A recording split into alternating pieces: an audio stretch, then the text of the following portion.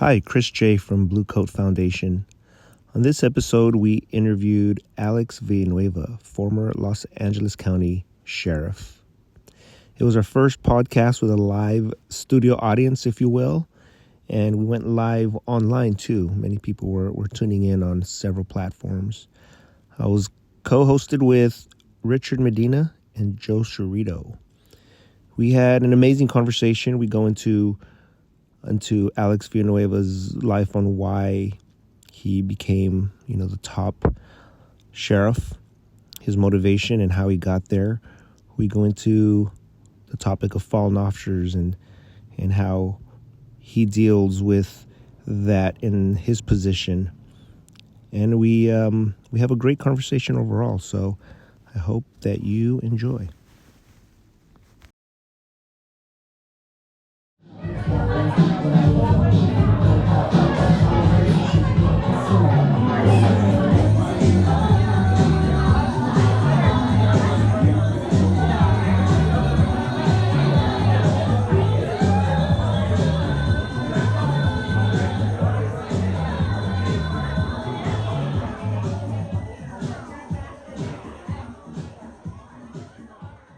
Welcome, everybody watching on our little social medias there, and everybody who came out to watch. Really appreciate it. We have great live music.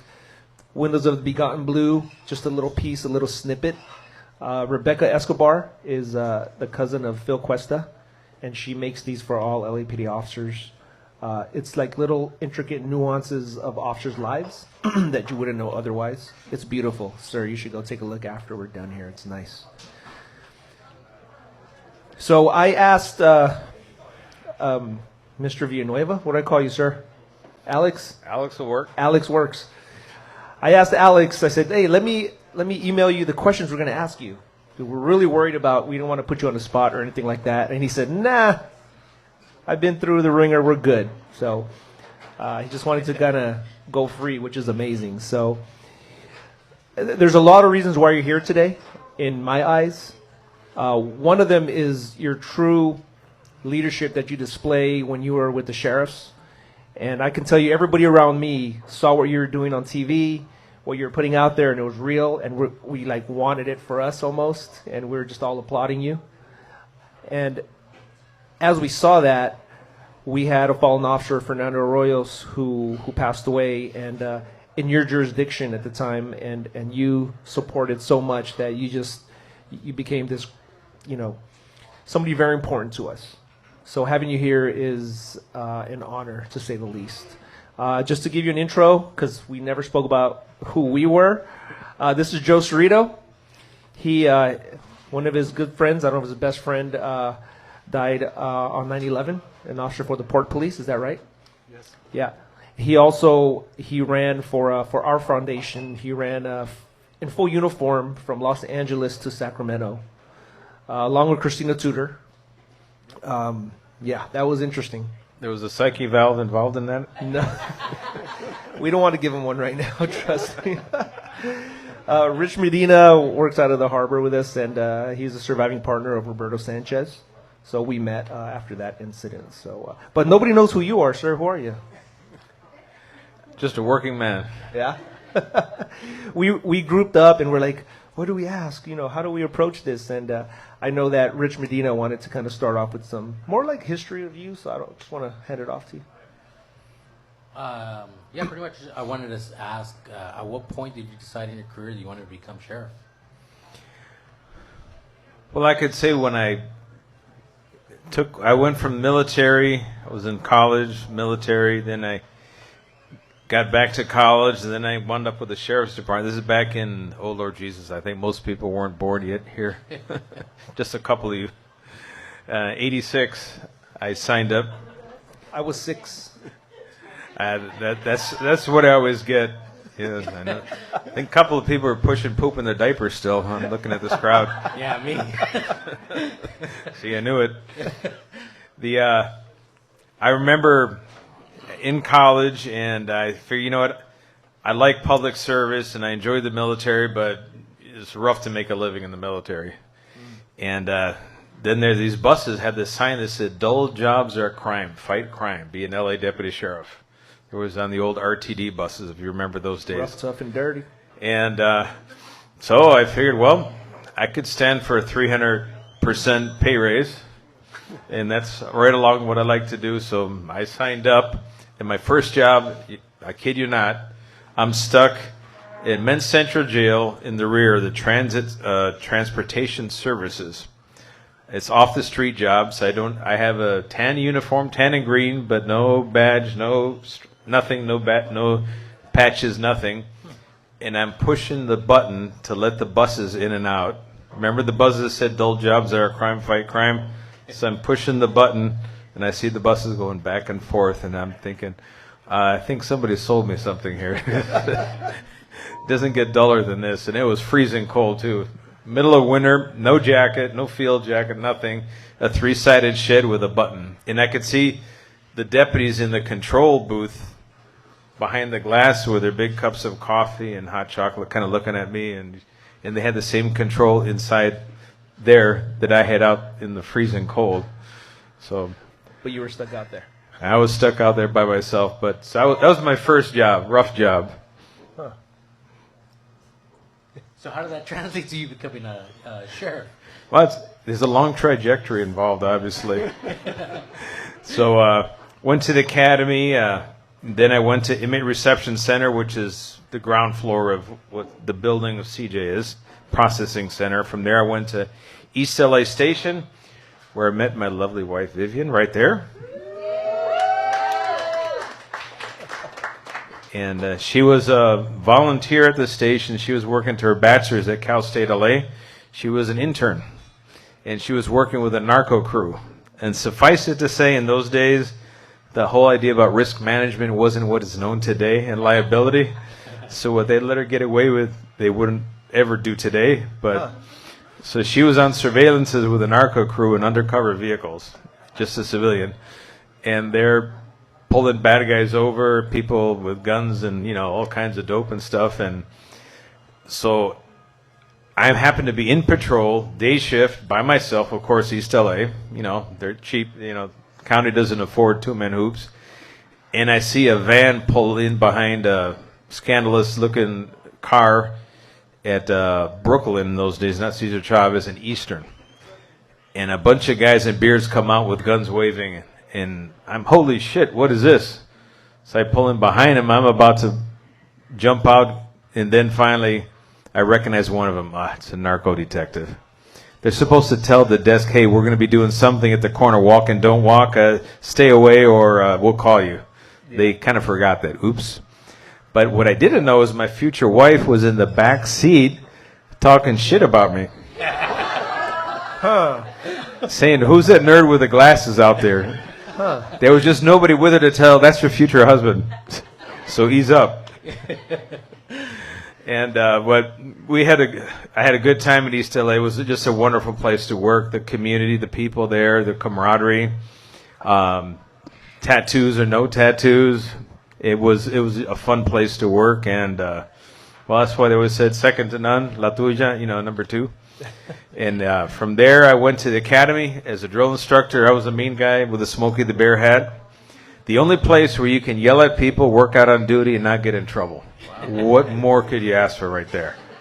That's true. So I saw about 1,000 people through the academy in the 3 years I was there. Got promoted to sergeant. Went to Lenox, which no longer exists. It's now South LA. And had a wonderful time there. Then went briefly to Carson. And then the College Bureau. Talk about a change of pace from Lenox to the College Bureau. That really slowed down. But that put me all over the county because they have 9 campuses, the LA Community College District. And I figured one day, you know what, since I'm the field sergeant and I cover the whole thing, could I visit the entire thing in one day? It was 155 miles, and I barely made it, but I could in an 8-hour shift. But I had to stop and sign paperwork in each one of to make sure I was there. So it was just a dare. And you fulfilled it, right? Yes. And then from there, I went back to the academy as a supervisor, advanced officer training. And there I was involved with patrol school and all the different sergeant super school, field ops, all those wonderful programs. They run the gang school, gang investigator course, all those things that, in fact, some of your department goes to those as well. and we hosted them there at the academy, and that was great. Then promoted lieutenant, went to CRDF, the women's jail in Linwood. Whoa, boy, that was an interesting experience. I was there for a 2.5-year sentence, and did I say sentence? It was a sentence. Don't worry, we say that when we go there as well. For those And, 20 minutes that we're there. But we made it work. We made it fun, interesting, and then from there I went to Pico Station.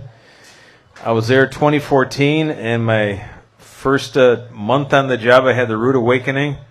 We had the Rose Hedge active shooter that happened, and I was the watch commander. Now I'm the lieutenant, and now we got an active shooter, guns going off everywhere, and the guy is actively running and exchanging gunfire with the deputies in 3 different locations.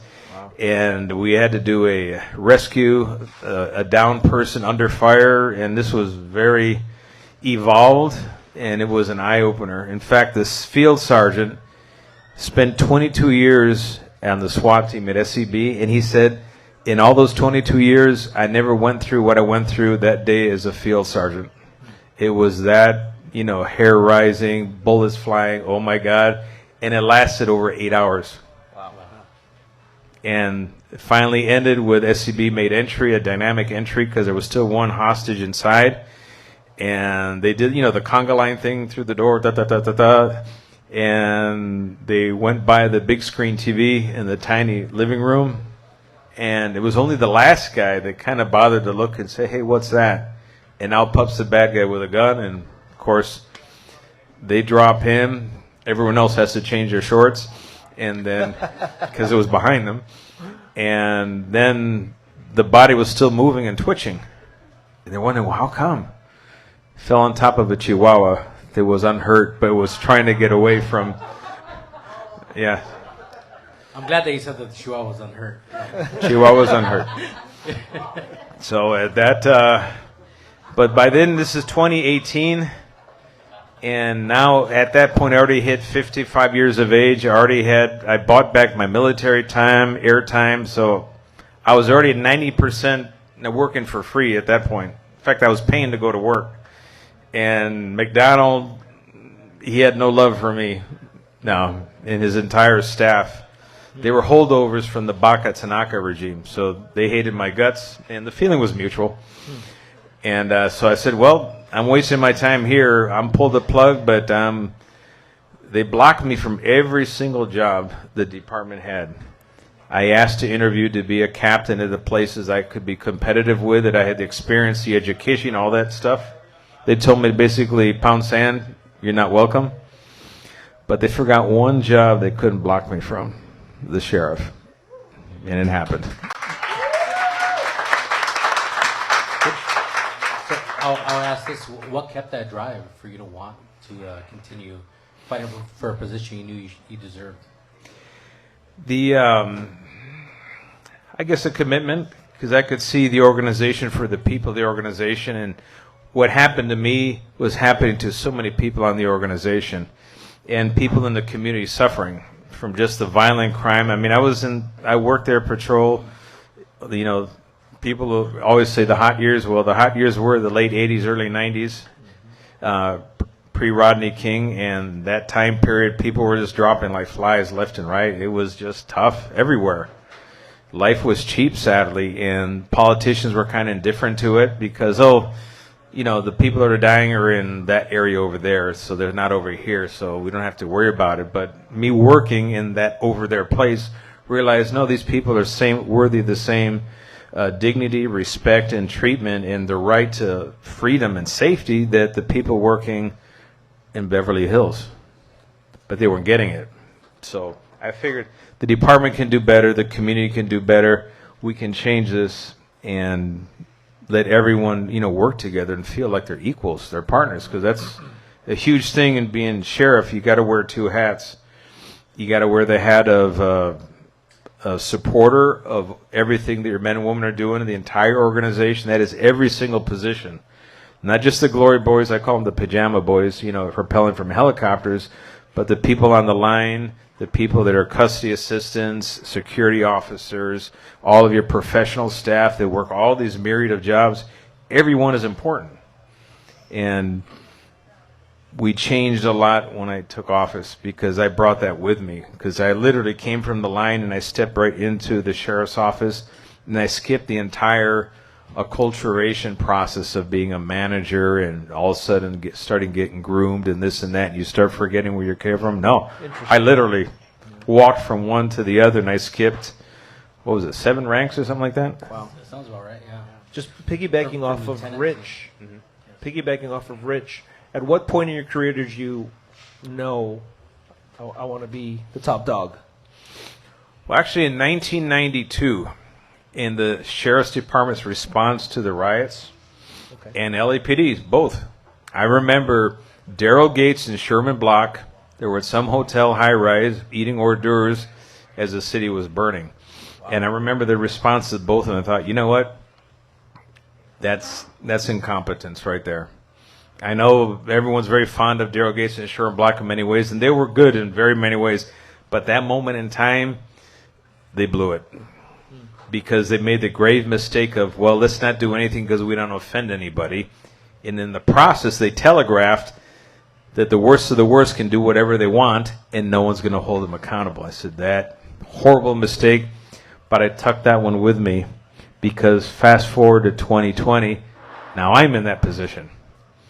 And the outcome was 180% different because of the lessons learned from 1992. You know, I grew up in Koreatown, Los Angeles, and lived through the riots. It blew up in Koreatown horribly. I was 11, 12 years old and just watching the mayhem, really. So just kind of pivoting. And if there's any more questions you want to jump in, dude. But just pivoting off that, I know that while we were prepping for this, Joe wanted to ask some questions on really just the future of law enforcement through your eyes as a leader, somebody that we respect. So I don't know if you wanted to jump in here, Joe. Well, I had 2 questions, and just maybe your point of view is where do you think law enforcement is going to be in 5 years from now? Well, I think, and I'm praying that this is what's going to happen, is that there's been a social experiment that's been imposed on the entire nation. It was between the activists, Antifa, the Black Lives Matter movement, everyone saying let's defund law enforcement, let's get to community-based solutions, and let's invest in the community, and all of that at the same time as they're withdrawing that system of accountability that hold the bad guys in check. And when they did that, bad things happen. Now you see the smash and grabs as a normal thing. But you're starting to see there's a channel and a guy, he does play-by-play announcement of when the bad guy gets his ass beat by the good guys. You guys have probably seen him on Instagram. They're hilarious because he puts in all the sound effects and everything like it's a prize fight. Oh, I need to check that. It's like there's this thrash metal band called the Richard Ramirez Beatdown. It's amazing. Anyway, I'll let you go ahead. That just reminded me of that. I'm sorry. But see, the way that the social experiment has been progressing and failing miserably, vigilantism and people taking matters in their own hand is starting to arise because people are realizing, wow, the cops are not there. So it's just me. At some point, they're going to decide to arm themselves and say, you know what? No, it's not going to happen to me. And we're seeing that to the point that people are now monetizing it and making entertainment out of it. It is kind of funny. How many people saw the video of the 7-Eleven in San Jose where the guy came in with a big trash barrel and was just dumping all the cigarettes in? And then the poor Sikh owners came out with some cane, bamboo cane, and just wailed the bejesus out of them. I mean, that was some funny shit right there. But we don't want that to be the future because we withdrew law enforcement. And the narrative has always been, well, we're trying to protect communities of color from oppression. No, crime is oppressive. Bullies exist in all walks of life, and when they're allowed to do whatever they want, they're going to target the most vulnerable, the ones who can't defend themselves, and they come in all colors. So the people that are trying to sell that idea, they're protecting people of color. I call bullshit on that whole thing. No, you're not. You're protecting bullies is what you're protecting.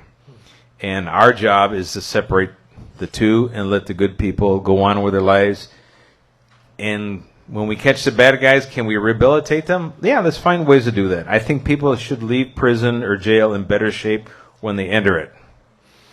But they need to go to jail. They need to take a time out and reassess life and the meaning of life and have some meaningful change in their life. Because right now, it's not happening with this George Gascon nonsense. Alex, you have no idea. We made a commitment to not go political because we're still on the job. You have no idea what's seething in us right now to ask. But I love listening to what you're saying. Well, you know what? You're exercising your First Amendment rights as free speech. You're not on duty, and you're not speaking on behalf of your employer in any way, shape, or form. I should make that disqualifier. That's easier said than done. I'll make that disqualifier for you. Yeah. All right? And I can speak for all of you. I appreciate that. We have to do things different. There's no doubt. And you know what?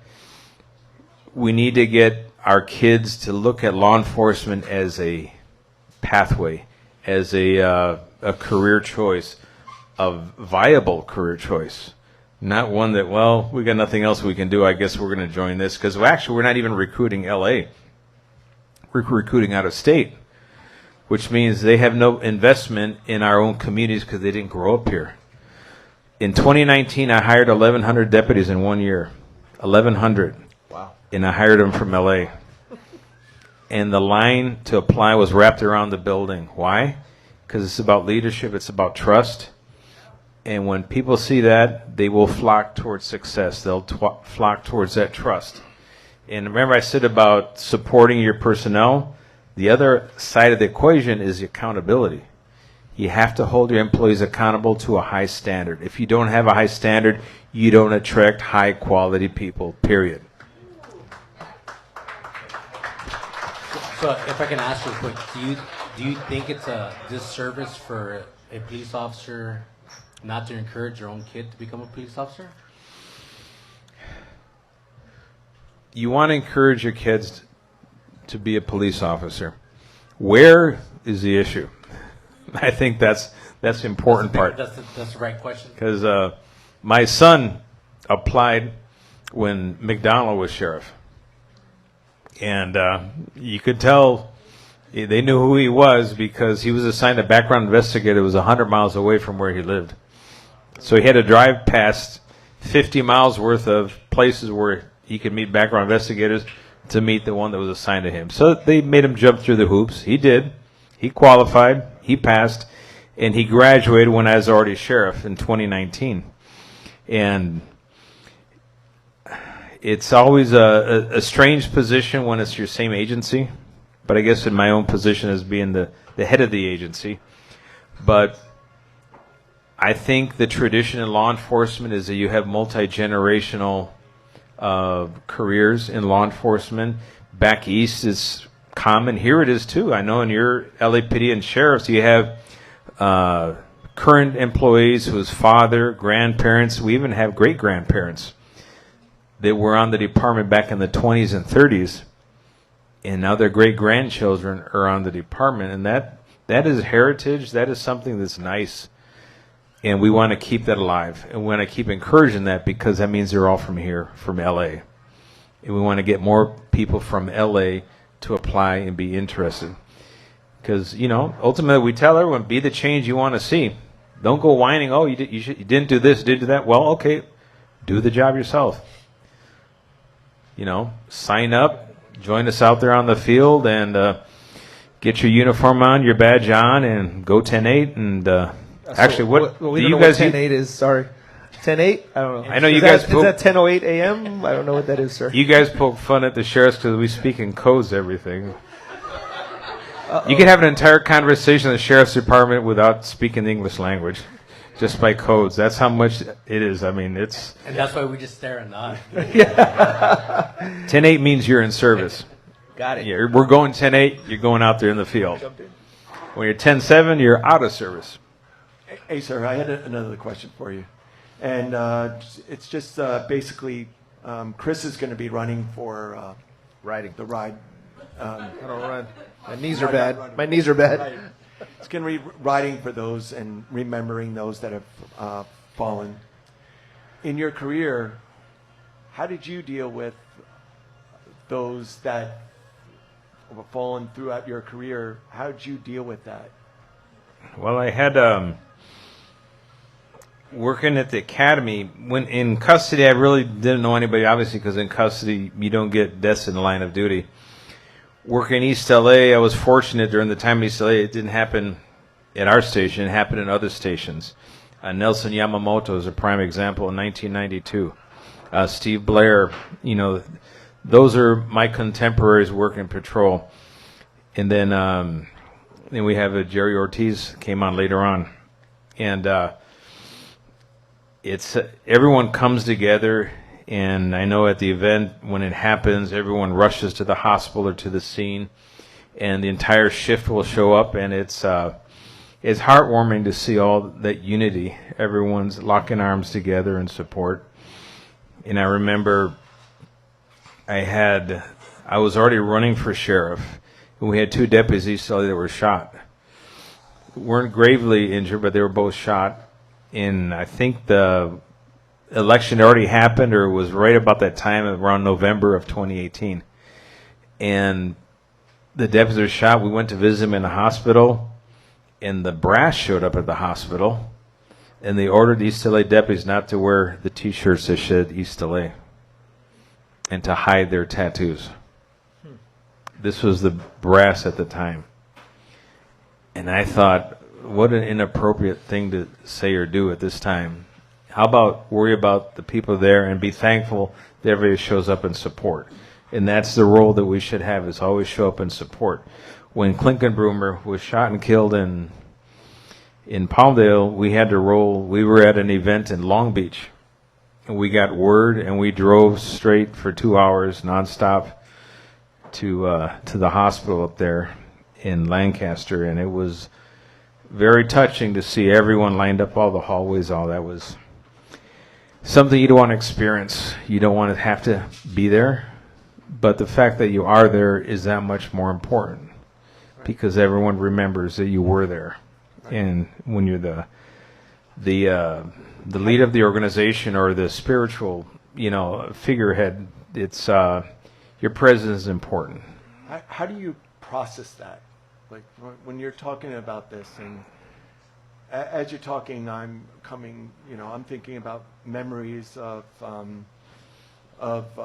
those who passed, and I still get teary-eyed and thinking about it. And sometimes, if I'm just sitting alone and I'm thinking about those and how lucky I am that I'm able to.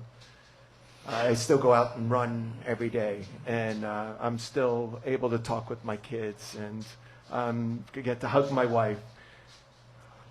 Do you ever have those feelings when you're like sitting on your own? I know you've seen a lot, but have you ever had those thoughts when you're sitting by yourself and you just think about those who passed? No, I do quite frequently, because it's hard to not come across that. We had a deputy who was killed in a motorcycle accident back in 20. What was Tom's? It was 21. Albanese 21, and it was on my birthday, 21, and we got the call TC on. In Paramount, and so we went there. We were on duty. They hadn't removed his remains yet, so they covered him with a flag. He still had his motorcycle helmet on, but you could see he was, you're already losing color and all that. And there was a watch on the roadway, and then there was a cell phone. It kept ringing, and I could see who it was. It was his wife.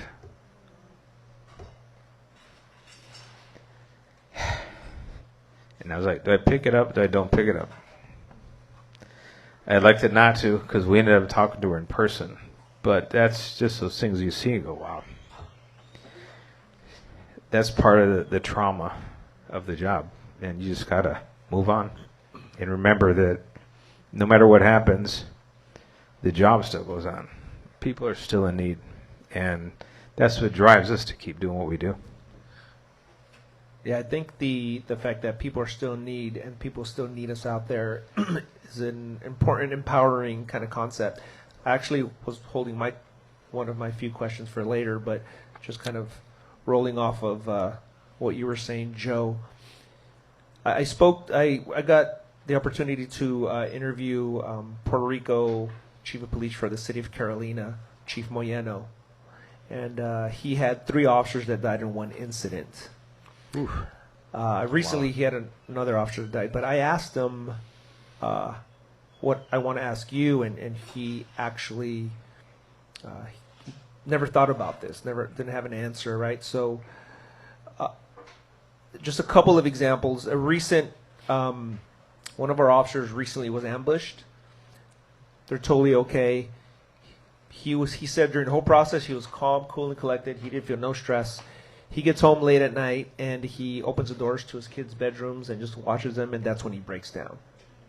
Have another officer, can't name names, but later in his career, close to retirement, it was New Year's. They opened the door, this guy's pointing a gun, and he gets in an OIS. He said he was robotically, he knew exactly what to do the whole time, no emotion. He was estranged, if you will, from his adult daughter who lived with him. Gets home, and they all hug him, and he just breaks down right there. I recently interviewed Father Hicks, who is a pastor, Monsignor for LAPD. And I asked, he dealt with 3 fallen officers, 3 consecutive months with our agency. I asked him how he dealt with those 3 tough months, and he goes out to his clergy and he asks for help there. So I guess my question is, I don't want to repeat his question. My question is, you have a lot to deal with when there's a fallen officer, a fallen deputy, right? And you're on your agency. You have a lot going on, but at some point you get home. At some point it gets quiet. At some point you're alone with those emotions.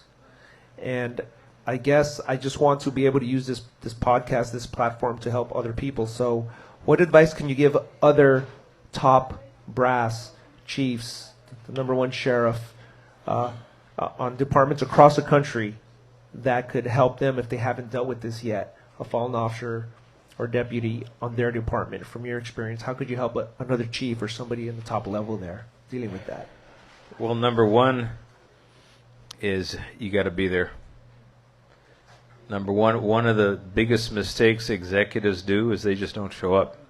They assume it's someone else's job or it's not their job, but you're telegraphing that you care when you show up. There's no substitute for that. You have to be there.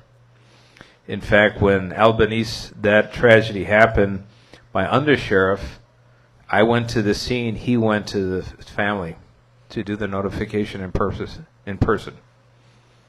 And then we both accompanied the remains from Paramount to the corners. And it was a sight to see all the people on the side of the road just stopping. That was something special. Even homeless people.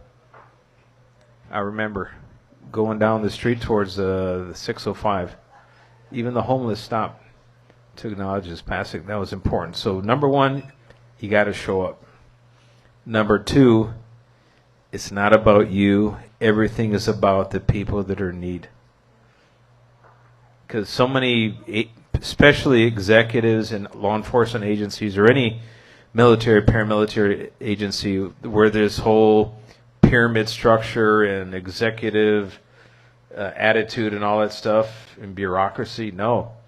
It's about the boots on the ground. That's what counts. And number 3, make sure everybody does what they're supposed to be doing. If on a simple line level, just enforce the law, that means you got a crook out there that needs to be caught, catch that crook. That means there's a crime scene that has to be preserve the crime scene. Then you have a ton of witnesses that need to be sequestered, need to be interviewed. Make sure that you have everyone showing up doing everything.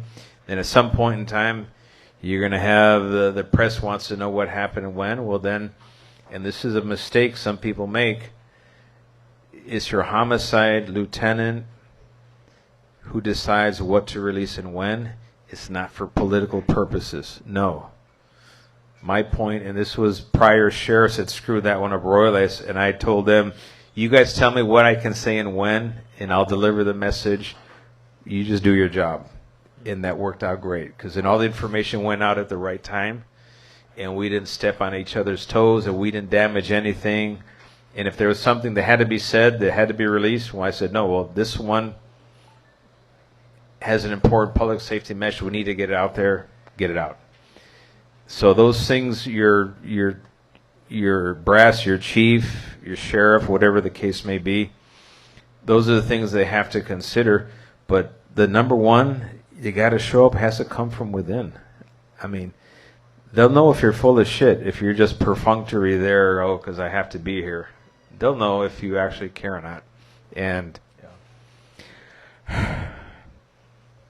been in the position more times than I care to, only because of COVID alone. I ended up, I lost count how many. I think we lost 16 just on the COVID side. Wow. And that was in the span of 1 year.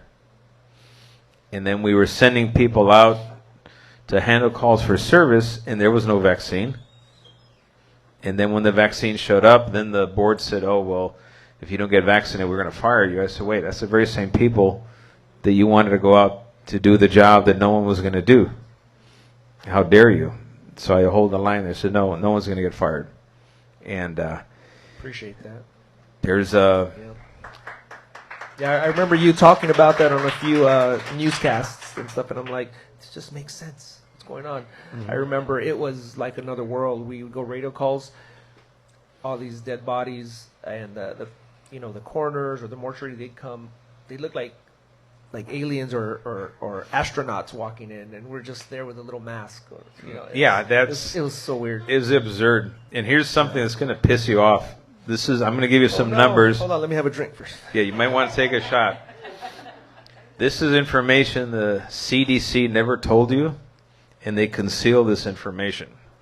Remember how everyone was sold that the vaccine was so important to prevent the spread? Well, did you ever see the numbers that would show whether it did or didn't? You never heard those numbers, right? They talked about positivity rates, but they kind of blended all the numbers together and said, hey, let's move on. What about those Dodgers? Well, I had 10,000 vaccinated employees, and I had about close to 7,000 unvaccinated, about 6,000 and change unvaccinated. Two huge pools. We also knew who got COVID and who didn't. So I had both. The number of people who got COVID who were vaccinated was 3.4%. Okay, that's a number you've never heard anywhere. And because it's such a large sample size, it's statistically significant. I taught stats in college. I know it's a real boring subject, but when you say statistical significance, that number is. Guess what the positivity rate for the infection rate for the ones that were not vaccinated? Drum roll, please. Drum roll. 3.9%. The difference is 0.5%. They did all of that drama for 0.5%. Now, did the vaccine improve outcomes for those that got infected? Yeah. There was definitely some evidence of that. But in terms of spreading the disease, no, not at all. Statistically insignificant. Why is there such a stark difference on how different agencies run that when these agencies are side by side overlapping? Like, it's just, I don't know, or at least what's spoken about, right? At least what's, Well, that's is that all politics? Is that what that it is all politics. Oh, okay. And here in California, unfortunately, the people in charge view the pandemic as an opportunity to gain greater control. Not only did they decide that, hey, we're going to get away with a lot of laws, the Brown Act, we're going to do a lot of things in secret. We don't need to hear from people. We're going to hold our council meetings, our board meetings. We'll hold them in private or on Zoom. We'll hide behind plexiglass, and we don't have to have any input from the community. And so much nonsense was put forward during that time period that, have you ever read the report about the aftermath of that? No. You never will, because they don't want to write about it. But the Woolsey fire, they paid a highfalutin consulting firm to break this big old report about the Woolsey fire, because some people couldn't get back to their mansion in time or something. That you got the full report on. But when it came to the aftermath of something that they were making all the decisions, we don't want to talk about that anymore, do we? Yeah. That's politics 101 for you. Yes, sir. Yes, sir. We committed to not talking about politics, but you are, and that's okay. Let me bring them in, and you know, we had a meeting about today's podcast, but I kind of want to put them on the spot a little bit because they're both directly affected by fallen officers, right? And you know, his best friend when he was in New York passed away, and he's a survivor. So I'm asking you guys, what did you see that were flaws or voids during what you guys went through that you think would be important for somebody in this position to help with, right? In the long term, in the future, right? Well, for me, I don't know. It's hard to relate with the sheriff because I don't know how he would treat a survivor or fallen officer. My partner was killed in line duty in 2014. I was working with them. We were in the same car, and they intentionally crashed into our vehicle. Yeah. And I survived. I was luckily able to walk away. I should not be here, but for whatever reason, I am. We're grateful for that, by the way. Thank you. Appreciate it. But it's taken a long time. It's coming up on 10-year anniversary. It's taken a long time, a lot of bad mistakes that I've made to get to where I'm at now, to understand that I have some type of purpose. But at least for my agency, my agency, they still pay me every 2 weeks. We have good health insurance, so I can't really be upset. But as time does go on, people do forget or do acknowledge that one of my best friends was killed in line of duty. So I mean, I don't know how to ask a question in which, because I'm content. I've already accepted everything that's happened to me and the process that I've gone through with the department and my life. But I don't really have a question. Or I don't know. So I didn't mean to put you on the spot, Rich, but No, maybe like at that point of your life, when it was fresh or whatever. Sorry, it's a bad word to use, but maybe what advice would you give somebody who's in that position? Maybe not directly for Alex, but here's before I go, I'll interrupt you because if not, I'll lose my train of thought. Uh-huh. The chief at the time, Chief Beck, he did give me the key to anything I wanted. But since I was young, I was 28 at the time. You know, I'm full of pride. I just wanted to go back to work. Did he hire when he was 12? 21. don't be that nice to him. But I just wanted to go back onto the street. So I think, and the chief at the time was like, hey, you do what you want, and I'll support you. And he ended up putting me in a coveted position in which I later ended up earning and was capable of doing the job. But in retrospect, I should have not been on the field. But you know, how can you stop a young officer that's full of pride? And luckily, I never made anything to embarrass myself or the department. Well, you know, everyone processes those traumatic incidents in a different way. And I was fortunate enough, even though I worked in such a rough area for such a long time, that I was lucky. You know, either got the guy with a gun and didn't shoot it or didn't have to fire. But, you know, there's plenty of times I could have pulled the trigger and said it was, legal. But, you know, by the grace of God, I didn't have to. But my wife's experience when we went through with Jerry Ortiz, she was, I think, the first or second on scene. And they had to rescue him, load him up in a radio car, whisk him away, doing CPR, doing all that stuff. And I thought it was best not to talk about it, but she wanted to talk about it. And to this day, every now and then, something will trigger a memory and brings you back to that time. And that's how, you know, PTSD works. And it works different ways for different people. And just patience, communicating, talking, and saying, hey, whatever you feel, it's perfectly okay, 100%. And if you don't want to talk about it, if you do want to talk about it, if you want to talk about it with somebody else. And there's a group called the Resiliency Project with Nick Wilson, who, by the way, is now a candidate for Assembly District 53. He made it to the runoff with 43% of the vote. He was the number one vote getter. But That's okay. You can talk whatever that you was just want. but he was the founder of the Resiliency Project, and they provide crisis counseling, and especially for people at risk of suicide and things like that, because suicide is one of the things that's been haunting law enforcement for a long, long time, just like the military. And our department ended up with 9 suicides in 1 year, 2023, which was off the charts. That was more than 10% of the entire suicides for the entire nation was in one department. Just unheard of. But they provide the counselors and the resources, those referrals. They're very, very important. And if you have chaplains that are assigned to your division, I assume every division has a chaplain. Like we have on our stations, we have chaplains as well. Always good resources. We have psych services, employee support services for our department. I assume you guys have something similar. Yes. And hopefully they're not 9 to 5 bank hours only. We have ours, or during my tenure, we pushed them out. They were out in the field. They would do ride-alongs. They would go visit in different shifts in the jails, in the academy, all the patrol stations, the specialized units, and just made their presence known so they were familiar figures. So when something bad happens, that's someone you already had a good conversation with in the past, which is very helpful. I think I just wanted to share, Chris brought up what the leaders can do. My case was very different. I was a school teacher in the Bronx.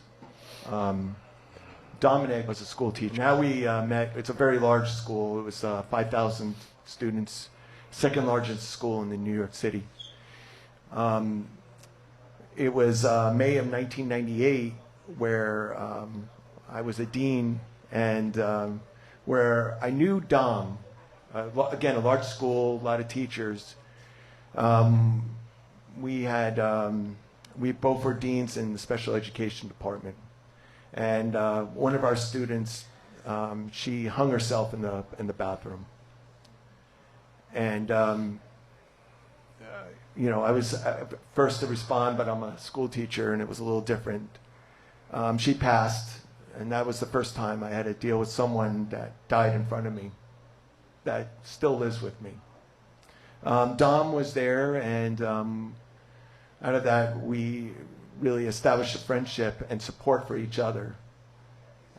Don made a decision in 2000 to go to the Port Authority Police. He was 35 years old. And I was thinking about law enforcement at the time, NYPD. I was thinking about Suffolk County or Nassau County Police. I wasn't thinking about the Port Authority. A year later, Dom, he died in the North Tower. And it really affected me. And I decided in time I became a Los Angeles police officer, which I'm very proud of, and I'm honored. And every day I go out there, I want to work. I work for two of us, and I'm always on high drive. I'm getting a little older now, but I'm still on high drive. And Chris, you brought up about what leaders, what they could do. And the one thing I have to say is that the leaders that I've come across, they have listened. Every 9/11, for me to deal with it, because I think words are just cheap. Everybody could say, don't forget. We could all get T-shirts. We could all wear this, blue line. But it's what you do. It's your actions. And I'm fortunate. Olympic is like my home. And every 9/11, the start of watch, Dom's starter watch was at 06:45. Well, at 06:45, we do the Dom, and we do an 8-hour, it's like a WOD, it's a CrossFit, running, stair climbing, hose climbing. And there's officers throughout the day that join, and we remember. And for me, that's what helps me process and get through that day. That's what makes me, survive. and want to go on for another day. It's just being around my brothers and sisters and sharing that story. And, Chris, you've helped out putting that together, and I appreciate that. And that's the one thing, because I think, sir, I had a problem is, Dom, I remember in 2000 when he told me in the lobby of Lehman High School, he said, hey, why don't you go for the Port Authority? And I kind of copped out. That's how I felt, is I backed away from it. Because I would have gotten in there. And I probably would have been right alongside Dom. I don't know. But I feel like I could have, I should have. And that's when, after it happened, I said, you know what, stop, you want to be a cop, and do it. And I do it for him. I do it for all those that are around me, my brothers and sisters. I mean, I love them. I love you guys out there. And I appreciate all of you that get into that black and white and that we push it every day. So I guess that's how I get through it. There was a deputy, Brian Villa. I don't know if people remember him. He actually passed away in the Unity Tour. Oh, yes. He was riding, doing fine, and just faltered, and he passed away. And it was something people were not expecting. So I committed to riding the Unity Tour, on his behalf the following year, if I was successful in the race. And of course I wound up winning. So there, 2019, there's my dumb ass there in the rain pedaling. Wonder, what did I get myself into here? Rich and I are riding it this year, and we're both a little less than prepared right now, but we'll catch up, right, Rich? I guess. Thanks for including me in that. You just told me right now. I don't remember that, man. Now I was going to do all 3 days, but all of a sudden I couldn't be committing because I had the job of sheriff. There's no way I could be doing 2 hours a day for 6 days a week to get myself, because I was cycling before. My son is a big-time cyclist, so he told him, well, Dad, just pedal harder. Yeah. Oh, gee, thanks. And it was misery, hypothermia, and all the different ways you can freeze your ass off in 50-degree rain. Oh, yeah. I didn't feel my foot for 3 months after I did it. Oh, it was bad. No, it's not that bad. So as we wind down here a little bit, if you have any questions for us, just let me know. I just want to digress a little bit. So who hit on who? Who threw out the first pickup line? And what was the pickup line is what I want to know. We want to know the love story, sir. Well, Baker to Vegas, I'm sure there's a bunch of Baker to Vegas folks in here. We formally met in Baker to Vegas, and she was a volunteer on the team, and I was one of the runners. So we got to talking a bit, and then talking a little bit more, a little bit of poetry, and shakies at the end of the... And is that accurate, ma'am? Yes. Okay. Shoot. That was our first date. Shakies on Atlantic in Monterey Park. It's still there. Mm-hmm. Yeah. So, but do you have any questions for us before? Because I'm gonna wind down here with. We could probably talk for hours, actually. So. Actually, I just want to encourage you guys to keep doing what you're doing. Really, get involved. Get involved in the Unity Tour. Get involved in Baker to Vegas, Police Olympics. All those things that gets people off their ass, doing something healthy for themselves, and bringing people together. That's just a wonderful thing. And we were at Vegas this past one now, just seeing everybody coming together, and a lot of well wishes from the Olympic Division, Pacific Division, Sacramento County Sheriffs, believe it or not, and all these different organizations and people that came to say hi.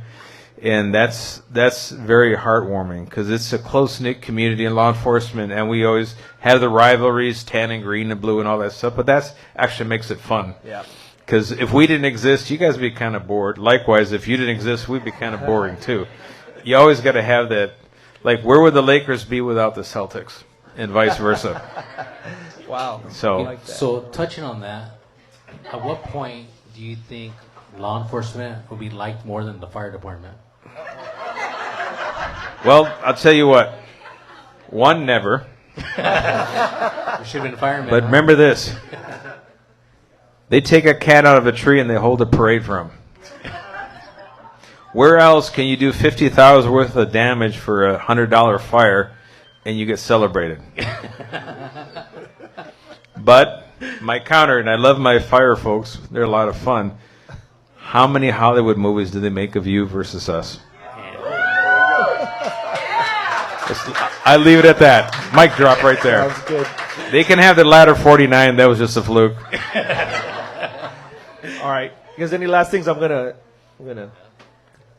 We're gonna do some rapid fire questions to end it here. All Oh, right. shit. So, Okay. Yeah. I asked you if you wanted preparation. You said All right. no. All right. What's your favorite song? Wow. Actually, it's by Italian singer Andrea Bocelli. Okay. Conte Partirò. There you go.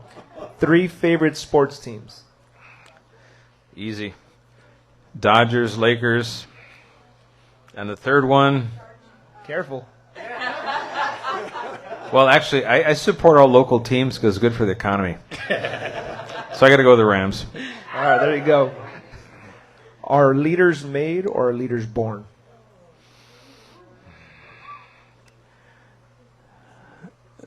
They're made. The last 4 tacos left in the universe. What kind do you order? How about 3 asada and 1 al pastor? Tradition. A plague to law enforcement or a necessity? What was the first option? A plague to law enforcement or a necessity? Necessity. If you don't carry tradition with you, you ain't learning shit. You forget everything. Last one. What is the meaning of life?